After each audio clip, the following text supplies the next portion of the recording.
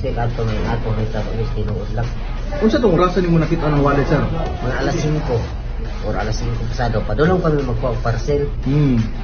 Ya, ang nakakita ato, ako Mrs. John, kaya nag-drive ako sa motor, ulamig motor. Ya, ano siya nga, bali nalampasan na namo diya, balik ano siya, balik kaya naipita ka. Nakasama niya siya, dito balik. Tuyok na po ko, baking na po ko. Baka sa tapin, siya daran, ito, paano ko siya, dara tanong na po, wallet man yun, kulay pink. Unsa sunod na to, sir? Kwarta. Pila po? Ang nakita lang nila, sa ako ang hinablos sa akong partner, 2.5, di ay katong isulat ko si Ma'am Dili ng polis, mga 3 daw kapin, 2,000 daw kapin. Sir, na yung nag-ingon, sir, ba, na kanang na daw kay kalambigitan, sir, sa nahitabo, sir, katuloy yung mga signal daw nimo sa kamot, sa gunit daw nimo sa yung ulo, wala kay signal nimo sa kanman. Wala mo, kinisingan got. Wala ko daw tang motibo yun, tinuod lang.